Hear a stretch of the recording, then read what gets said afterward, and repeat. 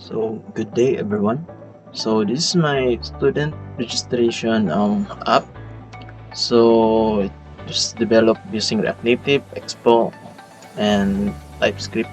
So in my application, it has three main screens like um, the home, the home screen.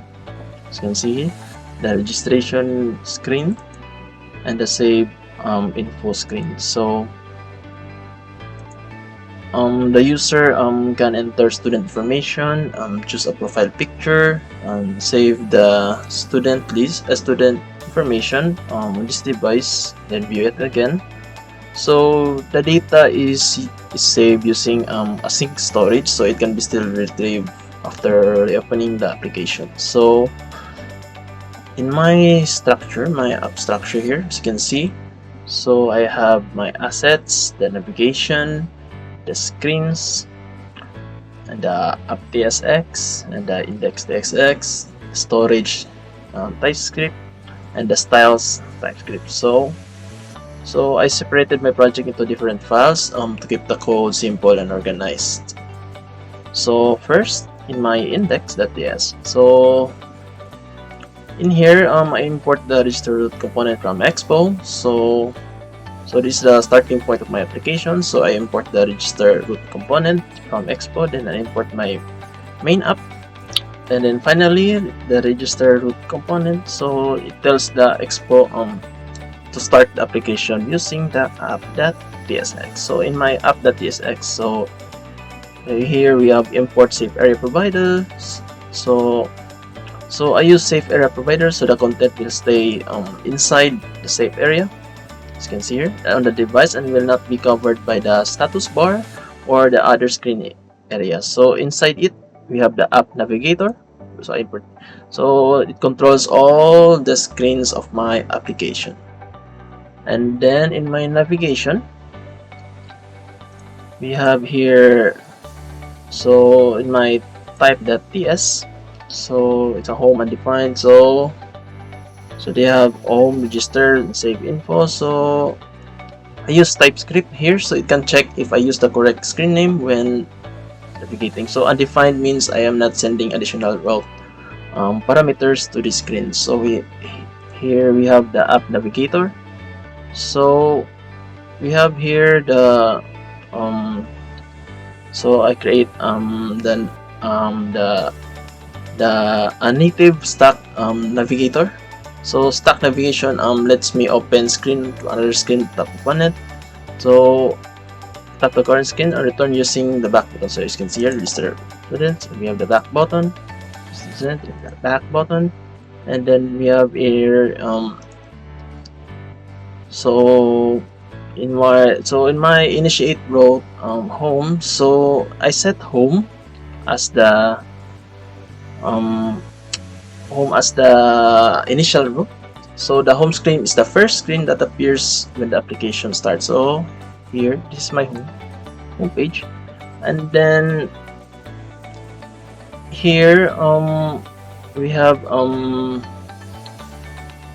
here in the stack screen, as you can see, name home screen, stack screen register, so stack screen the save info. So these are the three registered screens. So home opens the home screen, and the student registration register for the form, and the save the student list, so opens the save student information system screen.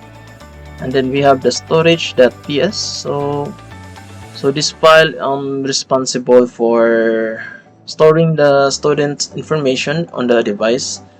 As you can see here, we import the async storage. So I use async storage for local storage. So they allows my app to save information directly to the device. And then we have the storage key, and then so export student key, registered student. So this is the key I use to identify the saved student information inside async storage. And we have the student type, so point to the we have the full name, string, student ID, course, year level, email, contact number, and profile image. So this TypeScript defines what information one student must contain. So it includes the full name, student ID, course, year level, email, contact number, and profile image. So in saving my student data, so we have here export async function save student, then const student JSON.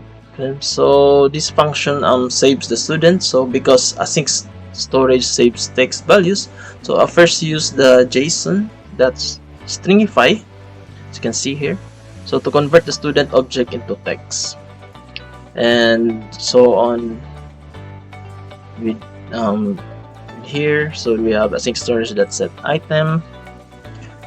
So while so here we have a const student text awaits the async storage, student key, student text, then return it to the json.parse student text.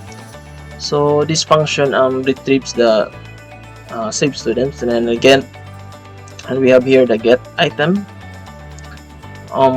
So it searches the async storage using the same key, and then if information exists, I use json.parse to convert the stored text back into a student object. So in deleting student data, we have here export async function.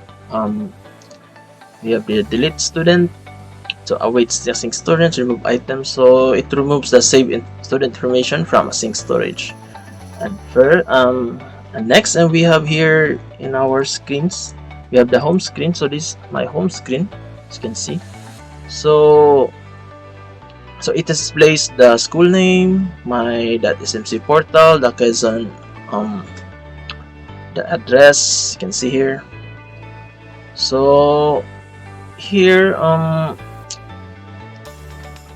in my save student, as you can see at the bottom, so const student,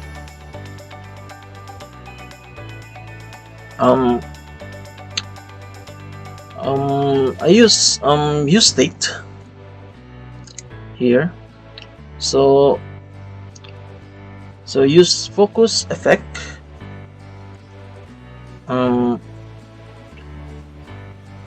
use callback, loads save student, and I use effect to this application, so it loads the newest saved information every time I return to home screen. And then, for example, after editing a student and going back to home, the home screen automatically refreshes. So if I register here, so we have I just register here my name and this IP. Your level is 40.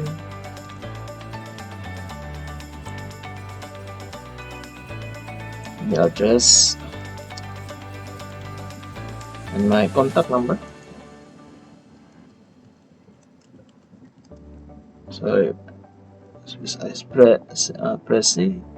So my student information saved here. So if I want to edit it, so just click here and choose profile picture. So as you can see, I already have a picture here. So just crop and then save. So here we go. So this is my saved student information. So we can access here. So view registered. So as you can see here, you can see my registered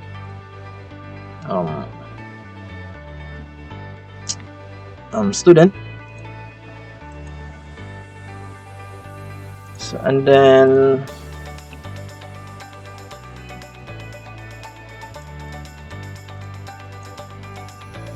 we have here the register screen, the save info screen. So this saves the information, the student list here. And then next is my the styles, as you can see here. I use the colors navy blue, the light blue, the yellow. So